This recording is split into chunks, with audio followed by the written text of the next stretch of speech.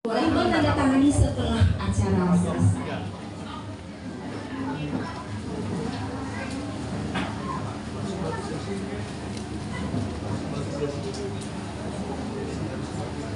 Kita kasih di bawah nih Pak. Keterangan namanya sudah. Terima kasih Bapak. Enggak mau dia.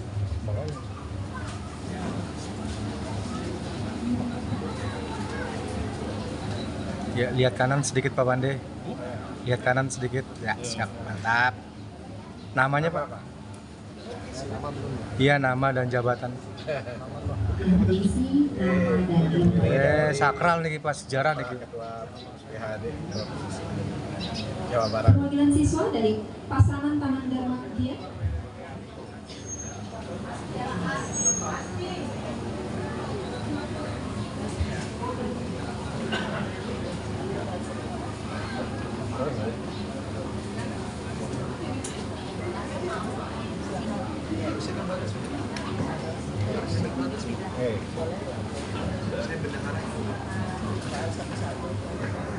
Sederhana. Ini mana? Ya, di situ dulu. Nah, ya. Berpasangan mantap. Oke. Nggih. Nama Bu. Ampun. Oke. Pak Pande, ampun Pak Pande, ampun. Nah, Luar biasa, Ji. Pak Lurah. Ji, lihat sini sebentar, Ji. Astagfirullah. Nggih. Rahayu, Bu, rahayu. Nggih, Ketua rahayu. Pasaman Taman Dharma Pasaman Jakarta yang ada hadir, dipersilakan.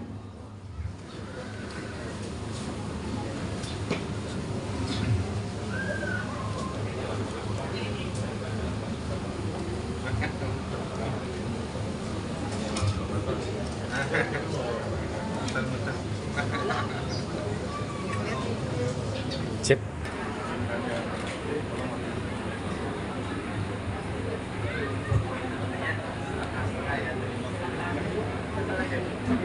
Kita Buana Kota Bekasi sama Pasaman Taman Dharma Widya Kabupaten. Kabupaten. Saling Kuaya Nagur dan Pak Nyoman. saling bersinergi. Mantep yang Nggih, mantap. Cukup lah.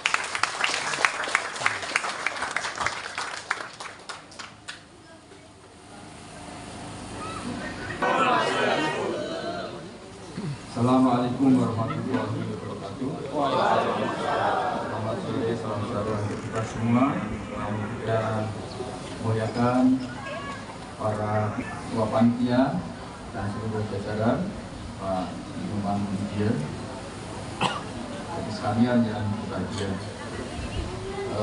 Pertama saya mengucapkan terima kasih atas undangannya kepada saya untuk hadir pada acara peluncuran Pasaman sebagai pusat penguatan karakter dan jadi ibu bangsa dalam rangka aksi nyata gerakan Indonesia Tertib dan Bersatu. Tapi saya benar dikasih di kota gitu. Karena itu saya berangkatnya agak lambat. Ternyata jauh sekali masuk sawah.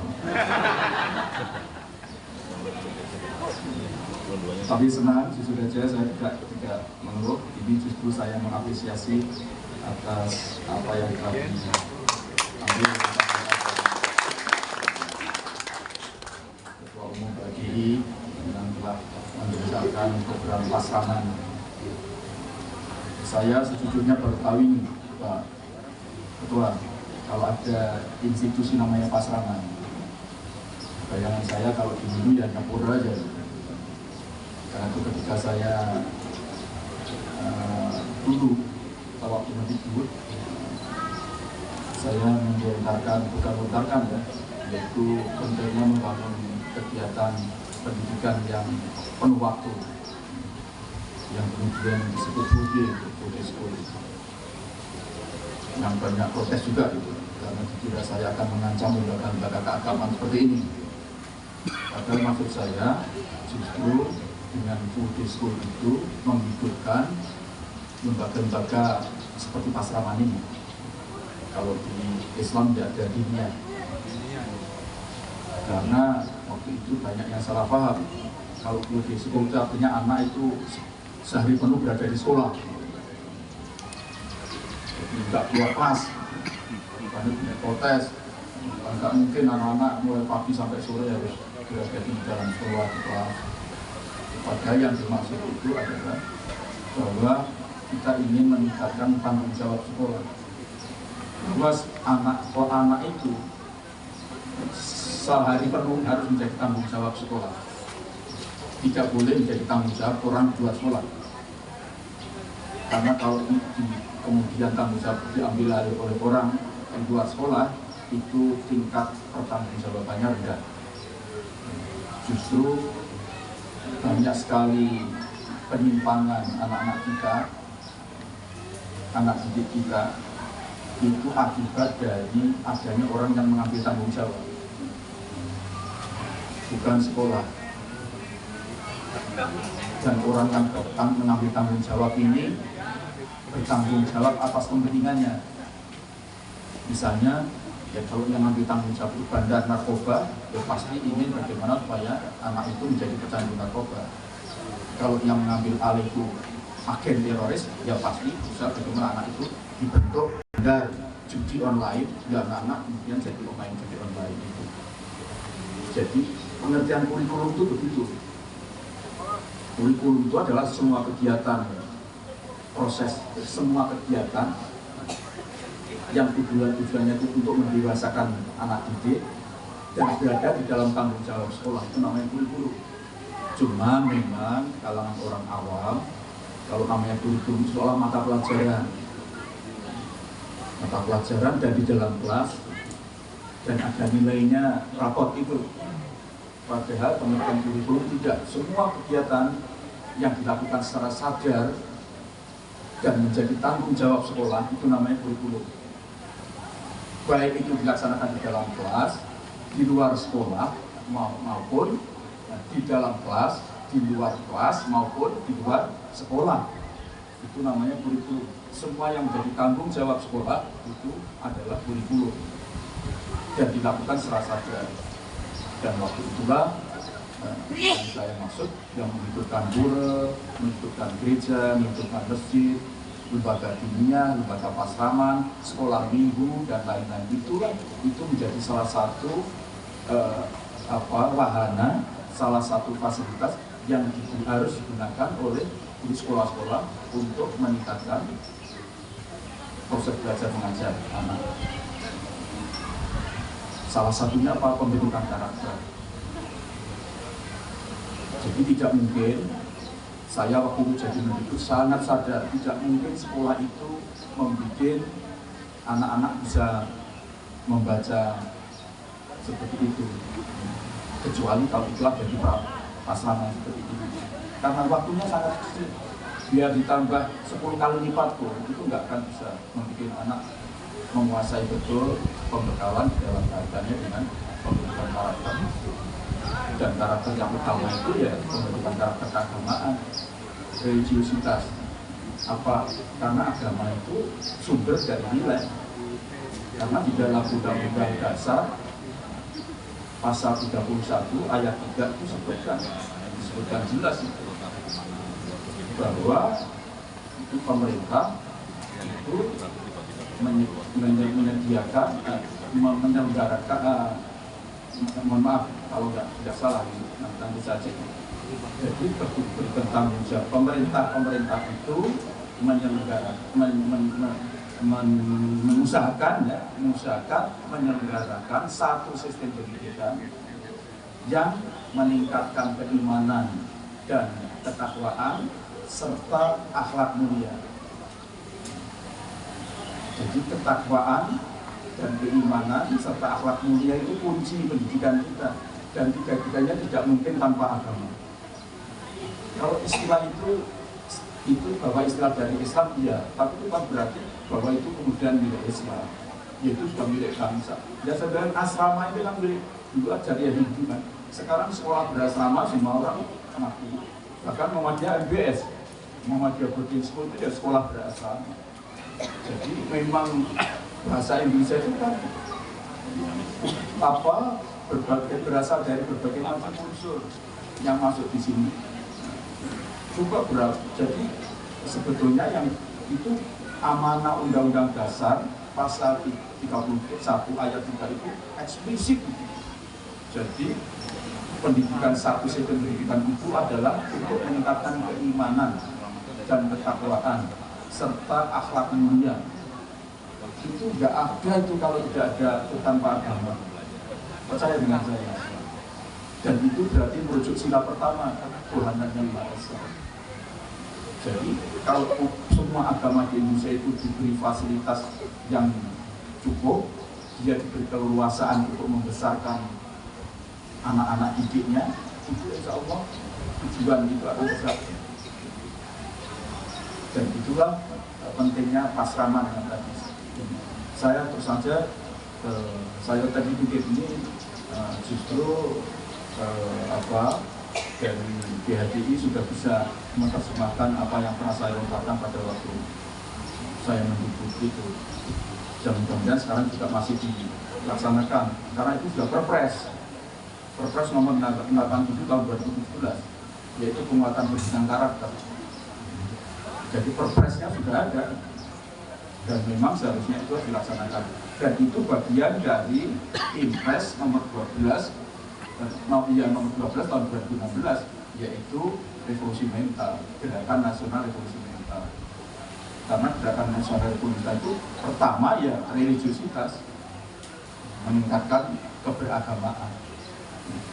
Tadi itu tanpa agama kita tidak mungkin mencapai cita-cita undang-undang yang ada di dalam Undang-Undang Dasar pasal 31 ayat 3 itu.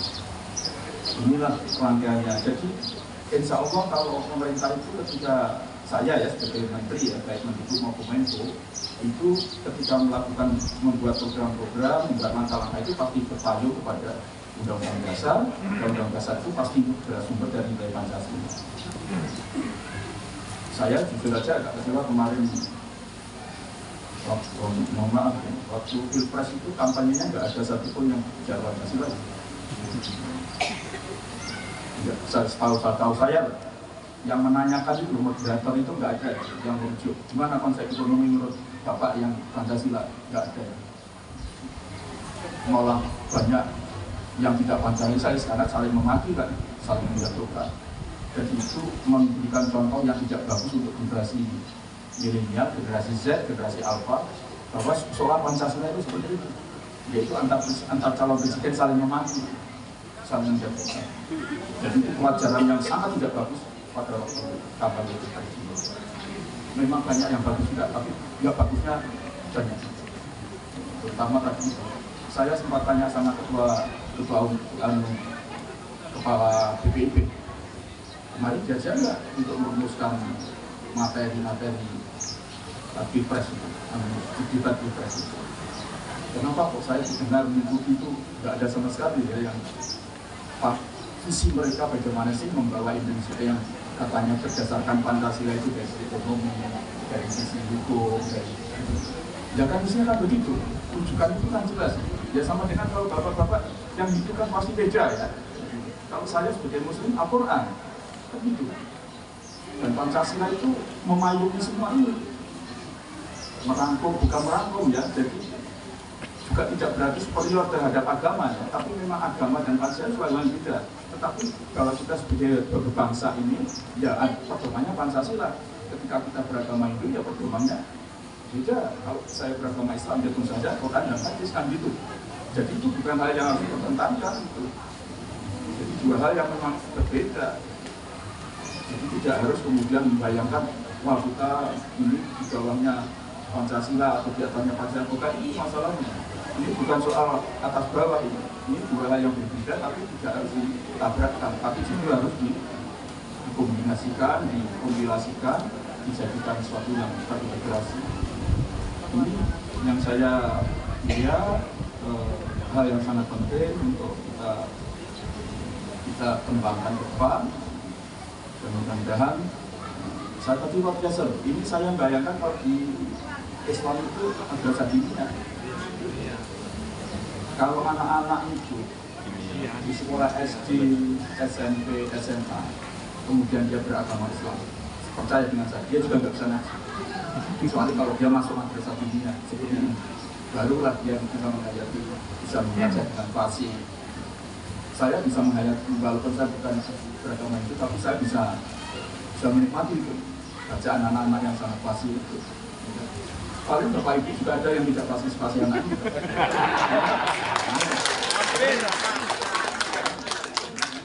Jadi sama itu. Kalau di Muhammad, kalau di Islam, kalau nggak pernah di madrasah dunia ya sama. Dan kita saya kira tidak ingin, kalau bisa ya kalau ada keberagaman itu ya pasti betul lah semua saya gitu. Cara bacanya, penghayatannya, ya kan. Sama kalau di dalam Islam, ya baca Al-Quran, harus fasih. Kalau misalnya ada Islam Khawarij itu, cara mengeluarkannya itu beda kan, ya kan sama yang bacanya orang awam. Saya tadi di sini sama Pak Kepala BSI, bisa nggak baca itu? Ya ternyata juga nggak terlalu bisa juga kan. Jadi apa? Sangat bagus itu. Karena itu terus mohon dikembangkan, dilakukan, dan saya kira kalau semua agama melakukan hal yang sama, cita-cita Indonesia itu insya Allah akan tercapai dalam waktu yang tidak lama. Karena tadi itu ingat Undang-Undang Dasar, tadi saya ingatkan Undang-Undang Dasar pasal 31 ayat 3 itu bunyinya jelas untuk mencerdaskan kehidupan bangsa itu, titik tolaknya adalah meningkatkan iman, ketakwaan dan akhlak mulia dalam rangka satu kecerdasan kehidupan bangsa. Jadi cerdas saja tidak cukup, tapi berdasarkan oleh Bapak sebagai adik. Kalau dalam ukuran kita ya pertama memang harus sehat, karena sehat itu penting. Ya cerdas, kalau nggak sehat juga percuma. Harus sehat, kemudian cerdas, dan yang ketiga kuat, dan kemudian berakhlak mulia. Empat ini yang menjadi kunci kalau kita ingin menyiapkan generasi yang betul-betul mampu untuk membawa Indonesia itu menuju adil makmur dan diridhoi oleh Tuhan Yang Maha Kuasa. Tapi saya baca terjemahannya juga bagus sekali loh itu ya. Berbeda begitu. Jadi marilah kita terus kembangkan ini semua, mudah-mudahan pasaman akan terus berkembang di beberapa tempat dan betul berfungsi seperti yang dilakukan, seperti yang bisa dipertunjukkan oleh anak-anak kita yang kita cintai. Terima kasih. Om Santi Santi Santi Om. Assalamualaikum warahmatullahi wabarakatuh.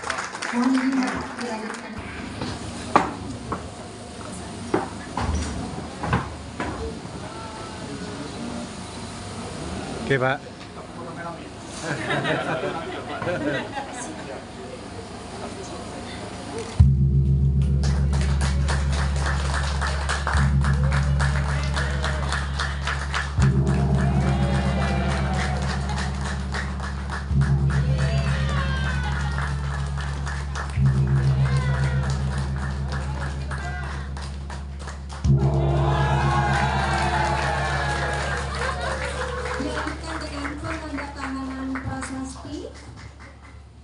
Oke. Siap, lanjut, depan.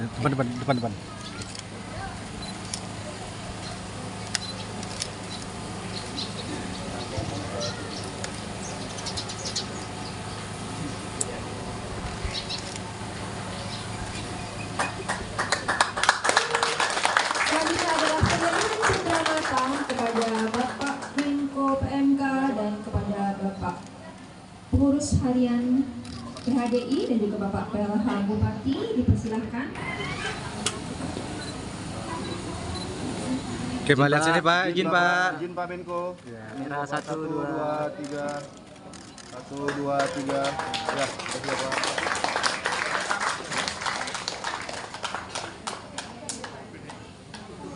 Pada Bapak Ketua Umum Pengurus Harian PHDI Pusat, dan selanjutnya kepada Bapak Pelaksana Bupati.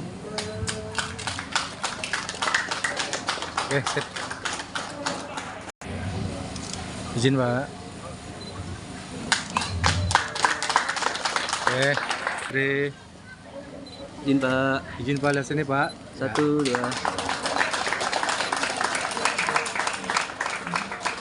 Yes. PHDI Kabupaten Bekasi. Izin Bapak. Izin Pak.